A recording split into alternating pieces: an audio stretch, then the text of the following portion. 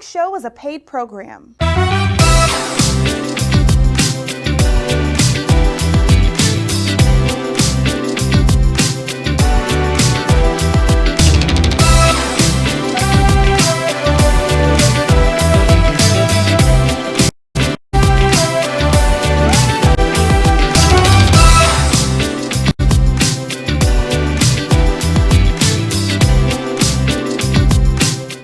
Hey family, how you doing today? I'm telling you, we've got the best of the best in the building with us. Mr. Vincent Victoria, Playwright.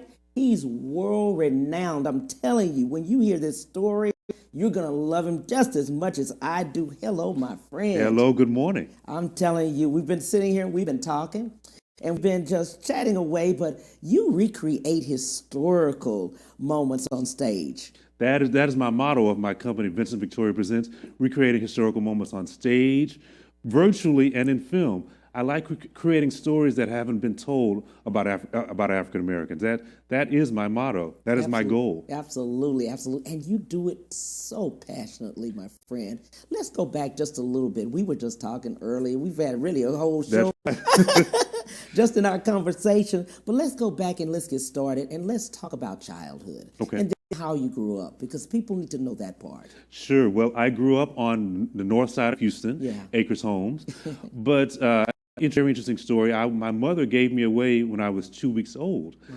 And I was raised by a very warm and welcoming family that brought me into their homes. And I was with them until they passed away. Wow. So I didn't meet my natural mother until I was 21 years old. Wow. So you were premature. Mm-hmm. You were in the hospital. We were talking about that. And your mom left you. She did. But now she didn't, there was a nurse at the hospital. Yeah. And she said, well, I don't think I can keep this baby. And this nurse told her family member, and her family member took me in. Really? Mm-hmm. And in doing that, what I loved about, and we were talking about your story, is that she named you, though. She named Vincent Kyle Victoria. And she said she thought that was Vincent Victoria had a nice ring to it. Mm-hmm. And she literally named me before she gave me away and never saw me or heard from me again until I was 21. Wow. How did the passion of acting or just being in front of a camera, how did that really just inspire you? How did you start? Well, I was a TV kid, you could say. The TV was my friend because being an only child in that family, right. The TV kept me company for so long. So television, that's what inspired me. Mm-hmm. Carol Burnett, Lucille Ball, those are my heroes, growing up. Mm-hmm. So I was glued in front of a television. My mother didn't punish me by giving me a spanking or giving me a timeout, taking that television away from me. That was my punishment. So, that meant the world to me, that television. Absolutely. I love that when you said that, because we all know, I've noticed y'all too, so I understand that it was something about looking at it, mm-hmm. seeing it, and actually being part of your life, And magic happened on that screen to me. Mm-hmm. I would just light up seeing those performers on that screen. I could say, and I said to myself, I can do that. Mm-hmm. I can do mm-hmm. that. And looking at that and looking at your way and looking at how you got started, right? And then we look at other children now that may have that same concept. They're doing the same thing. Let's talk a little bit also to parents. Mm-hmm. What do parents need to do now? They may see that same inkling in the child's eye. They see them acting, they see them dancing, they see their creative side. I would say to the parents, listen to your child. Listen to what they want to do, mm-hmm. not what you want them to do. Right. Because the children have an instinct to say, I really want to do this, or I can do this. I have an aptitude to do this. Mm-hmm. So don't dismiss your child's urges and desires and their abilities, because they can lie dormant, and the child may grow up be unhappy because they didn't follow what they really wanted to do. Right. You're passionate about the history yes. of African Americans, our historical past. For sure. Let's talk about how did that come about our history? Just when I was growing up, I loved reading history books about famous African Americans. Not necessarily, not all African Americans, of course, but African Americans, because that is my culture. Right. So I grew up carrying around books of the stars, people would say. and I always have a book about Lena Horne or Diana Ross, Rudolph Valentino, all of those people that fascinated me. So that's what got my interest in the beginning about historical people. And looking at our history, what did you learn along the way with our history? I learned that the struggle is still here. Yeah. We all had a struggle, even though we may say that, oh, this person had it easy. But if you read deep in between the lines, you'll find there was a struggle, and they're making it to where we think is the top. So that always, and I like telling stories about people that we've forgotten about or that we call now unsung. I like telling those stories the most. Right. Especially for our young people that don't know. Because those people had to really had to perform during the 1920s and 30s. You had to be a performer. You couldn't be a singer or what would you call a live internet star. That's what I'm trying to say. I couldn't get that word. Absolutely. You couldn't be. Not at that time. We didn't have any of that. You had to have talent. You had to have talent. And then going through not only the struggle, but look at what they had to do to get on stage. They couldn't come through the front door. No. They had to go through the back. Many times they couldn't even be, they could do the performance and have to leave the whole building. They couldn't even be in the building. That's exactly a lot of those things that we forget that they had to do to give for us to stand on their shoulders. And they would be in the finest of clothes, performing in front of the wealthiest of people, and still they had to go out of that back door. Lena Horne, Josephine Baker, people that I've written about, they had to face all of those humiliations. And doing that, we forget.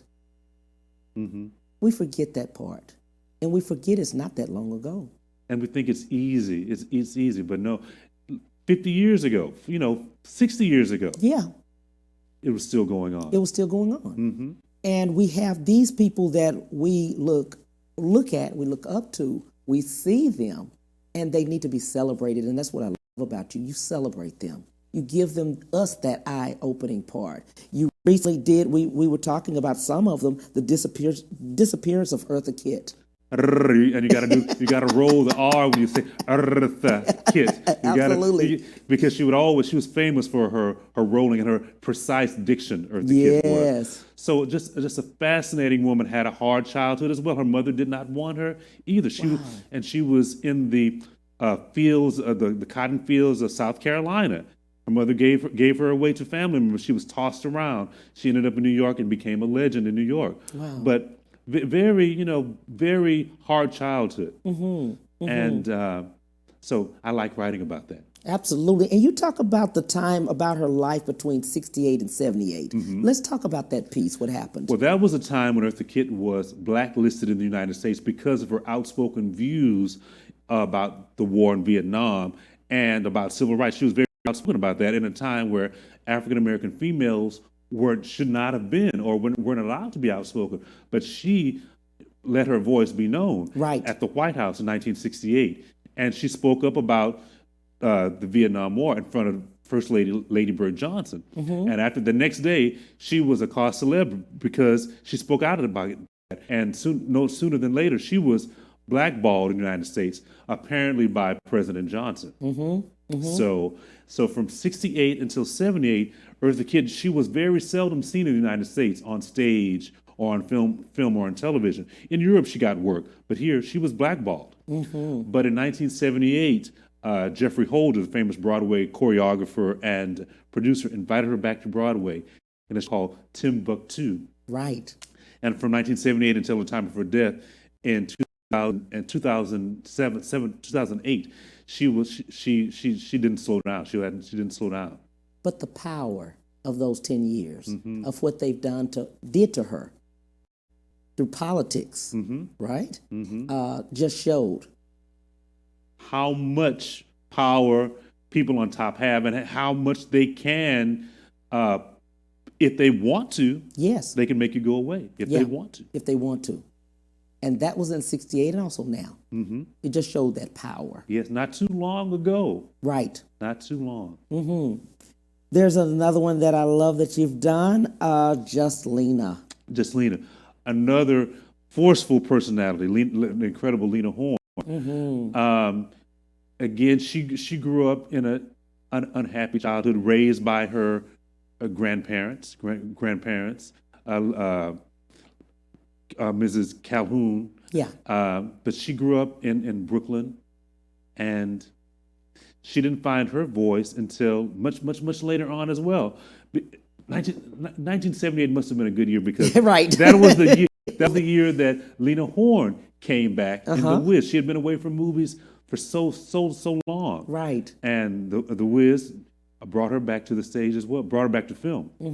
But Just Lena, we did that in 2019. Right. And it talked about her rise. Oh, it talked about her comeback on the Sanford and Son show. That's where the story began. That's where the play began, on Sanford and Son. Right. So, wow. but I just love doing those stories about those people.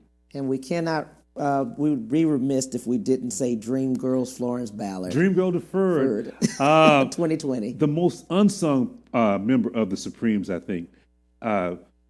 People say that she had the best voice of the Supremes. She had the strongest voice. She had the strongest personality. But because of Diana Ross and Berry Gordy, she was pushed to the side. She was pushed to the side. So it would have been easy for me to write about Diana Ross because Diana Ross is one of my favorite personalities and stars. But Florence Ballard is unsung, and I wanted her story out there. Absolutely, and you did it during 2020. So the early part of because it was, I wanted to do it on the anniversary of her passing in 2020. Right. And all of those anniversaries came about February. She died in February of 1976, and also she was married in February of that was when her anniversary was. Right. So I wanted to tie all of that in to anniversaries. I like doing shows on important dates. I don't do a show just any date. Like for instance, when I did the show about Booker T. Washington, I did it on the anniversary of him dining in the White House. So I like it. I like making points on when I stage a show.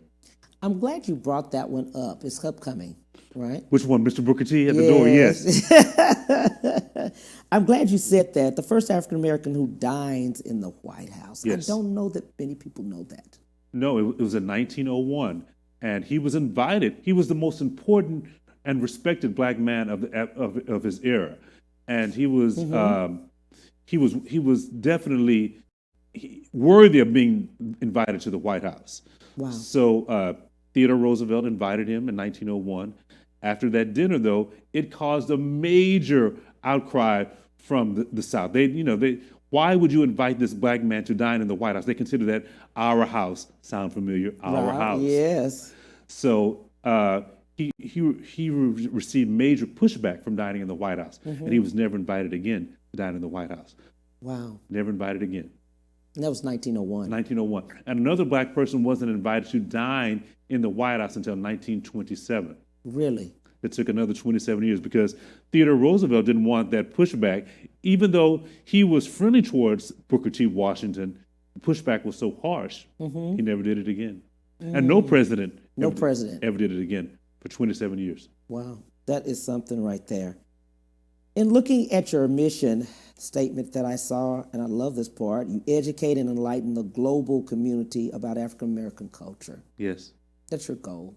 It is my goal because our culture is so prevalent in the United States through jazz, through dance. Our culture is here, but we sometimes ignore it. We don't, but the mainstream society forgets about it, or they take it for granted. Right. So that's why I want to keep it out there, keep it to the forefront, that our culture is so important. Our culture has been so important to the United States and to the world. Or they take it on and say they started it. Yes. And we have to give them the history of where it came from. That's exactly right. We were talking earlier about auditioning. And let's talk to some people about how to audition. I don't know that many people know when that casting call is there, what they need to bring with them. How do they need to present themselves? What impact or what is that person really looking for that's sitting across. We're not prepared, right? Sure, Many times. I agree. So what you need to bring, first of all, is your authentic self, who you are.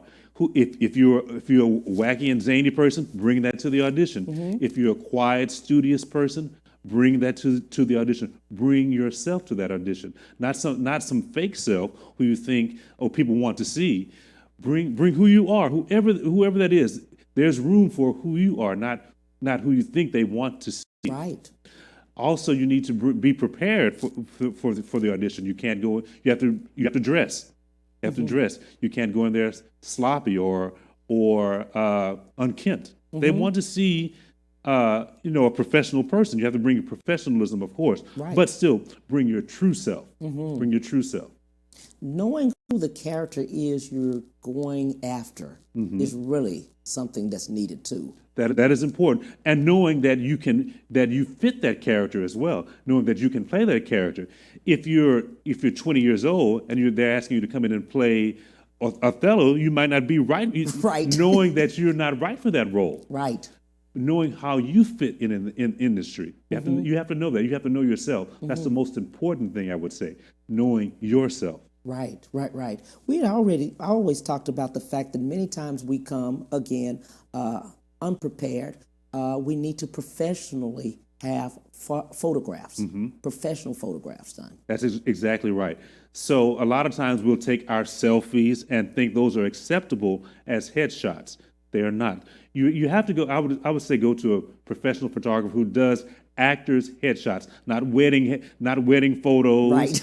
or someone who does big events. You need to go to a photographer who does headshots for actors. So that's the most important. Have a professional headshot done for yourself, so you can and present your best self when you're in that photo session. Absolutely. What other things do we need on our? I know many of us have EPKs or electronic press kits, but some don't. But as far as your resume, what are they looking for your work? You know what I'm saying? Sure. As a director, I'm looking for what type of work you've done, what type of roles you've done. Have you done comedic roles? Have you done dramatic roles? That tells me what you're suited to or what you like doing. Right. That helps me. Training is important as well, where you've trained or who are the people that you've taken acting classes from. So those are the most important things. And if you haven't done a lot, put on what you have done. Right. What your skills are. Can you yodel? Can you tap dance? Those are important things. Even if you haven't had a lot of acting experience, I may put you in a show because you put down you can tap dance. I may incorporate a tap dance in the show. Right. You had said something very pivotal earlier when we were talking, is that sometimes people come in, maybe they're not right for that performance, but you have another performance, or another director or producer that's doing something else that may fit this person. So I would say that go in as yourself. Be your true self. Be your authentic self.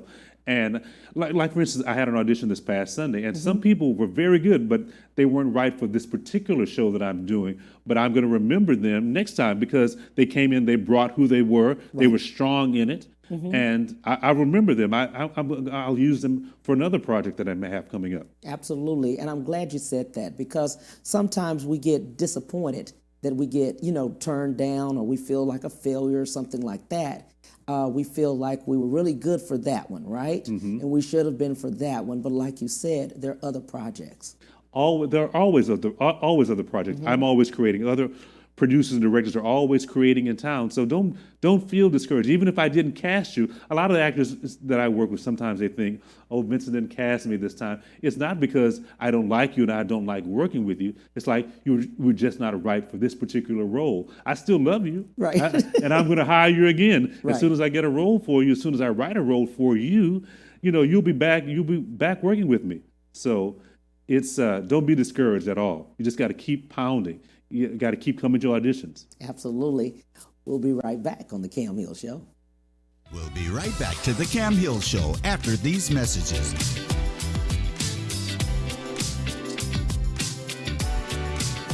My prenatal promise is to make sure my baby is safe and healthy. because I know it is possible to acquire syphilis, HIV, or other STDs without knowing it. Getting tested is my very first chance to protect my baby. Doctors are required to give expectant mothers 3 separate tests for syphilis. If you're pregnant, ask your doctor if you're being tested properly for syphilis and other STDs. Congenital syphilis can lead to a miscarriage, stillbirth, or an infant death. Don't risk your baby's health. To find out more, visit myprenatalpromise.com.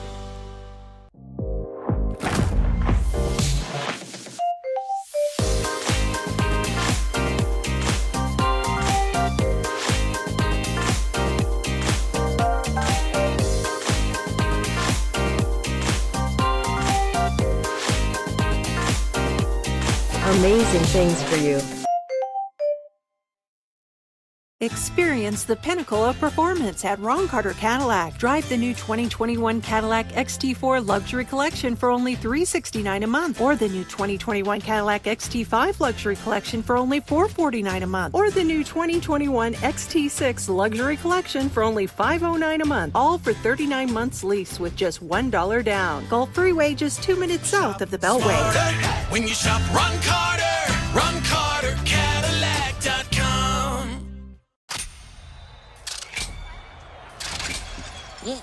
Oh boy. I'm going old school on his butt. Let's play a game. I'm a savage. Come on. Whoa. Hey, I let you still attached. Ooh, everybody right, but I got it. Ooh. She got me. Classy, bougie, ratchet. Granny's out here having a martini at halftime. Haters gonna hate.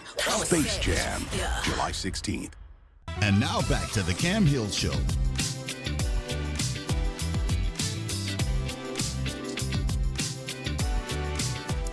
Hey family, we're back with Mr. Vincent Victoria. Man, we're just talking about some things. Just when somebody decides, we were talking about this, and they're getting ready to audition, there's some things that they need to know that they may not know at all. Let's talk about that. Sure. For instance, when you generally when you go into an audition, they're going to want you to slate your name first. So slating means saying who you are and what role that you're auditioning for, and if you're doing a monologue, saying what monologue that I'm doing and where this monologue is from. That's so important. Also knowing where your mark is. Sometimes they'll say, hit your mark. There'll be an X.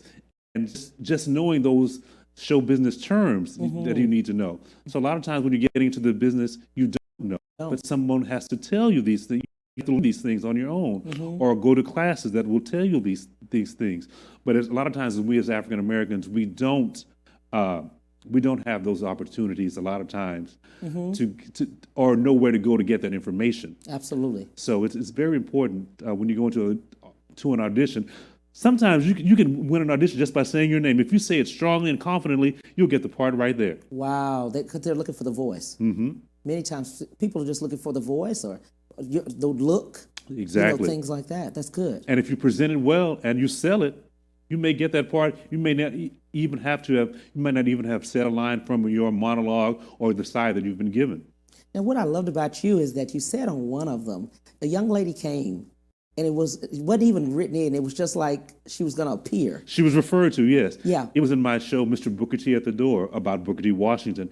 And this character was referred to. Her name was Martha Pye, and she was this country girl that was one of Booker T. Washington's young daughter's friends. And she was just referred to a country girl. And this girl came in, I'm going to give her a plug, her name is Ember Skies. And she came in, and I said, wow, that is this character. She came in, she was being her authentic self. She was that character. And I said, I'm writing this character, I'm giving this person lines. And she had no lines at first. The character. She was just referred to. She was just being referred to. Wow. So it can happen. So if you come in as yourself may be, your true self may get you a part. Absolutely. Don't be afraid to present yourself. If you dance, come in dancing. Maybe I'll incorporate that into the show. So that's so important. Plays are different than film. Sure. We had to make that transition earlier this year.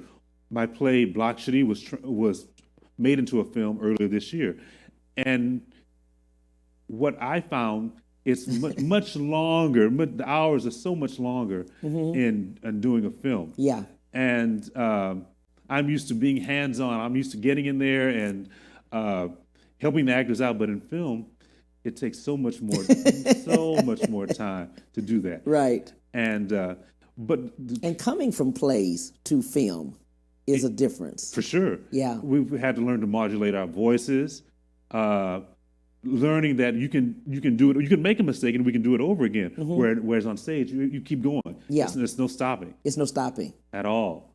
But on film, you could, I don't want too many takes, but you can retake it over if you feel that your take wasn't good enough. Right. Or you could do it better. And then you directing and writing or so, you have to write it different because it's not the same. Exactly. As the play in the film. The writing is more concise, and you don't have to give as much detail. Let the film give the detail and the words much less. So it was had to go through a quick learning curve, right, to do that. And we shot this film in only 10 days. Wow, really? A full feature film in 10 days. Here in Houston at the Midtown Arts Center, right here in Houston. We transformed the space into a bordello, an apartment, Harlem apartment, a barbershop, all in one space. So it can be done. It can be done. It can be done here in Houston. So, and we were also talking about the fact as far as films going back to plays, COVID happened. You had to immediately change. Let's talk about that change. So Vincent Victoria Presents, we never stopped producing work. Even though we couldn't be on stage, we went to virtual performances immediately. After our last show ended, Dream Girl deferred, we went into rehearsals for our virtual show, The Disappearance of Eartha Kitt. We didn't want our momentum of our good works to stop. So we did 7 virtual shows during the height of COVID. Wow. So people could actually see it during this time. Yes, we always had a product for our audience. So we went on, it was through the Zoom format, and we presented our show. We rehearsed for about 3 weeks on Zoom in front of our webcams, in our bathrooms, in our living rooms, in our cars. Each person is at home, each person, in their own space, I should say. They're in their own space. They rehearsed at home, and we had dress rehearsals at home, and we did it live. It was not recorded until the last one. So everything was live like we are right now. Right, absolutely. Something that I loved about you is that you kept going. Why so? I would have been bored out of my gourd not being creative. I couldn't have existed without doing something creative. So I said, okay, this is my last virtual show. But then I'll get an idea. I said, no, I've got to do another one. It's just that passion to do things creatively. And then virtual versus live audience. Virtual was harder because we're sitting in front of a camera that whole time. We really can't move. Whereas on the stage, you can do blocking, but we're glued in front of that camera. But it's more, you have to be more focused because you have to present your camera, your character to that camera, and you have to be in that character, just like you have to be in that character on stage. So I think it requires more of a focus virtually. Wow, yeah. And then, but in doing virtual, the part of virtual that you did, you still gave the people interaction. They needed that. We had after each virtual show, we had a talk back like we do in each of our live shows. So we allowed the audience to come in and ask us questions about like you're doing, how was it doing it virtually? How did you learn your lines? Was it different? The same question that you're asking me, we got those same questions from the audience. And sometimes the audience even came in and we had, during intermission, they would come in and play games with us. We had people moderating games, theater games, virtually. So we didn't slack up at all. The good part about it is that you didn't slack up and that you did give people consistent showings, things that they could actually look at, especially during a COVID depression. And I may say also, Cam, that we did quality work. I didn't let the actors, they weren't reading their script. They had to be off book to participate in our virtual shows. Wow. Some of the virtual shows you would have seen, people you could tell they were looking at their script or they weren't dedicated. They weren't taking it seriously. It was mandatory that my actors took it seriously and they were off book. They could not be reading from the script. Made it very clear on that one. I understand that. Let's talk about the business and the creativity. Creativity is 10%, but there's a huge 90% of business. People are actually getting paid during this part, right? For sure. The business side, we're not represented many times. Sure. A lot of times we first of all, the business side includes in what you wear, what you have to wear. That's important. You have good clothes to wear. Right. Have have one good outfit that if I don't have anything else, if I'm not going to look good in anything else, I'm going to look good in this. So investing in your outfit, your clothes, investing in your headshots. That's an important investment. That's a part of your business. Your headshot. Your resume, building that resume, going to classes. That's part of the business side of it.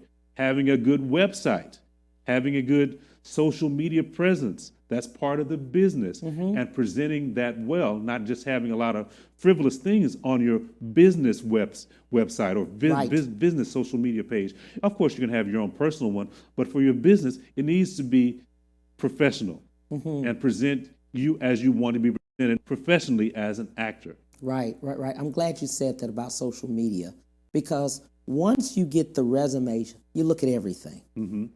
People, because I'll go into somebody's Facebook page, or if I don't know them, I'll look and see who this person is, how they look, what their photographs or what they're talking about. If they're talking about foolishness, that gives you an insight into that person a little bit. So it's important for your business social media to be up to snuff. Absolutely. Websites. Yes. That's good to know that part. Definitely have to. Websites tell us what you've done, where you've done it, and if you have your actor's reel, it gives us an insight of, sometimes we can't see you in person, but if you have your reel on your Facebook page or your website, we can see what you've done, see the kind of work that you've done, to see the kind of roles that you excel in. So that's important to have a good website up. Absolutely. And investing in that website.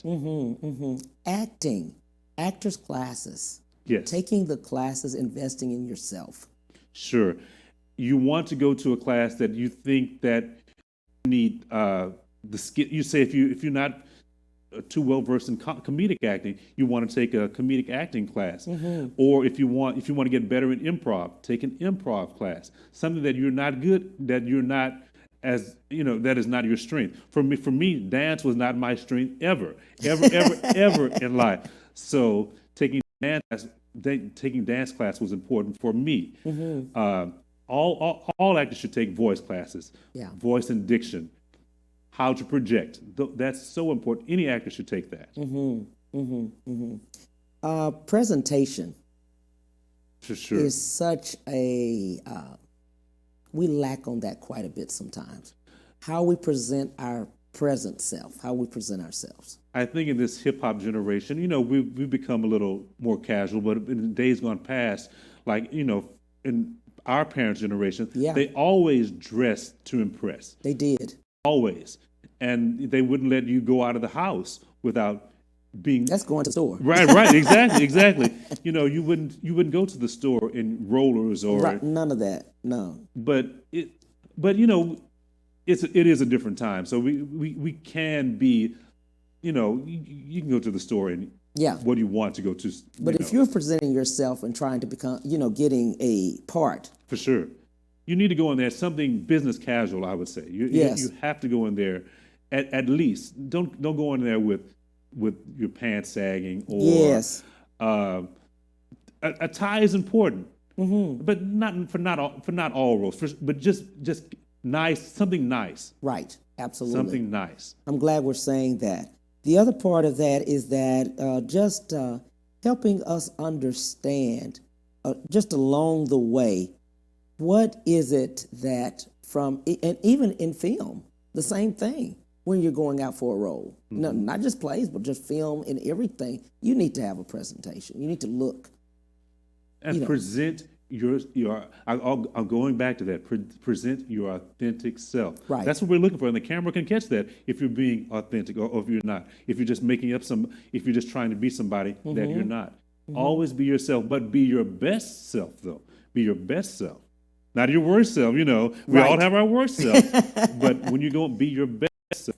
whatever that is. What I loved about you, and we were talking earlier, you were at one point just wanting to be in front of the camera, but you found your best being behind it. Let's talk about that. Sure. I still do. I still like being that ham on stage. I love that. I love that. But I found that I could reach a larger audience, and my true purpose is as a writer and as a director, because I can present the stories how I think they should be told, or how I think they need to be told. As a performer, you're telling someone else's story. Yes. But as a playwright, you get to mold that story how you want it to be and how you think it should be best represented. But I never wanted to write. But in high school, my English teacher said, "Vincent, you should write." Oh, I never wanted to write, but it's come back to me that I should have been writing longer. You know? These stories that are coming to you, and you like, as you were saying, as a child, you were walking around with all of the books and magazines and things like that, different prints that you had that really depict celebrities at the time in your day, and now they've come back as the history. Yes. Right. And because I read so much about them during when I was younger, their stories, they just come back. They automatically come back to me. I knew when this person was born, or I knew when this person passed away. I knew when they did this because I read so much about them. That was my education on these celebrities back then. So now I can reel out things off the top of my head. Not so much recent celebrities. This younger generation, I'm not as well versed on these particular celebrities, but from celebrities from 80 on back, I know about those people. Absolutely. And we saw them so on film. They were such a part of our lives and things like that. And now to look at them at this time and just to see the times and just to be able to celebrate them. So many are unsung, and we talked about that. And the good thing is there's a record of them on film. A lot of those performers. I'm reading a book now about the Nicholas brothers, how talented those two brothers were, the amazing things that they could do dancing in films. But you hear about Fred Astaire, Gene Kelly, but you very seldom hear about the Nicholas brothers. Yes. But I think they were more talented than those Gene Kelly and Fred Astaire. The things that they could do, Gene Kelly and Fred Astaire weren't doing those things in film. Absolutely. And but I'm glad that you're looking at that and bringing that up, because that's history for us. We need that, especially young people that didn't have that opportunity to see these icons, really. For sure. On TV, even now. And you really had to be talented to make it to the upper rungs of show business then. Now, not so much. You can get away with being a Facebook star now, or a YouTube star. But then you had to have a true and authentic talent that they could see, and then that the audience could see, because it was harder for us during that time. Absolutely. To get to the top. Absolutely. What do you see now that's needed the most? And we've been talking about it, but young people, as we're going forward, okay? Yes, we see our history, and yes, the young people see us because they didn't have the opportunity to see that. What do you see now that we need to do going forward? It's 2021. Now we're going forward. What I think that we need now is education about the past, education about the struggles. The struggle hasn't ended, of course. Right. But the struggles and what it took to make it, the steps that they had to take. These people trained. People think you don't have to train, but they did train, and hard and real training, not just something that you find offline. So education, training is so important, and how they made it to the top. That's what we need. Absolutely. We'll take a break and we'll be right back on the Cam Hill Show. We'll be right back to the Cam Hill Show after these messages.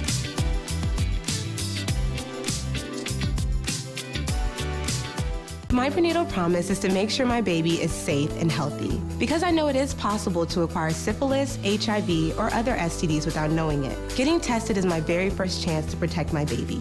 Doctors are required to give expectant mothers 3 separate tests for syphilis. If you're pregnant, ask your doctor if you're being tested properly for syphilis and other STDs. Congenital syphilis can lead to a miscarriage, stillbirth, or an infant death. Don't risk your baby's health. To find out more, visit myprenatalpromise.com.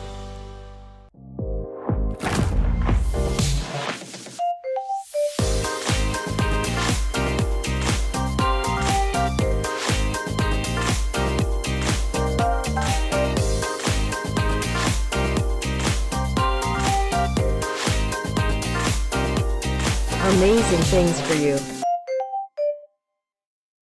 Experience the pinnacle of performance at Ron Carter Cadillac. Drive the new 2021 Cadillac XT4 Luxury Collection for only $369 a month, or the new 2021 Cadillac XT5 Luxury Collection for only $449 a month, or the new 2021 XT6 Luxury Collection for only $509 a month, all for 39 months lease with just $1 down. Gulf Freeway, just 2 minutes south of the Beltway. When you shop Ron Carter, Cadillac.com. Yeah. Oh boy. I'm going old school on his butt. Let's play a game. I'm a savage. Come on. Whoa. Hey, anyway, I let you still attached. Ooh, everybody right, but I got it. Ooh, She got me. classy, bougie, ratchet. Granny's out here having a martini at halftime. Haters gonna hate. I'm a Space savage. Jam, July 16th. And now back to the Cam Hill Show.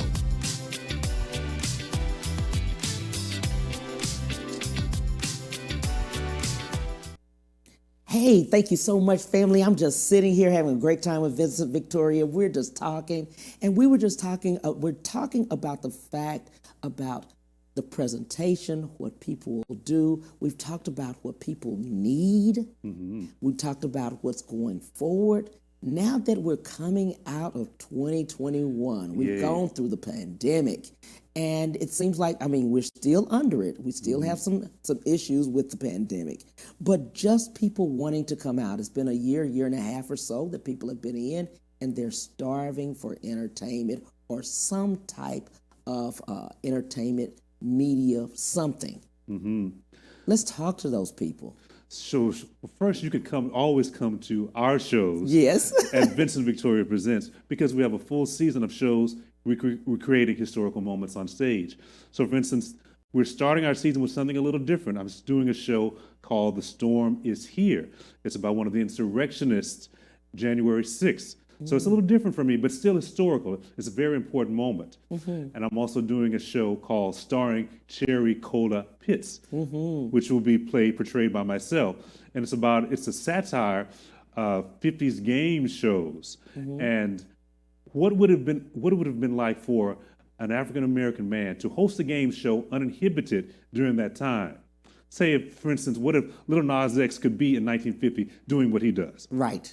So that's what. So you can always see product from us, and we pride ourselves on doing quality work, even though we may not have a big budget.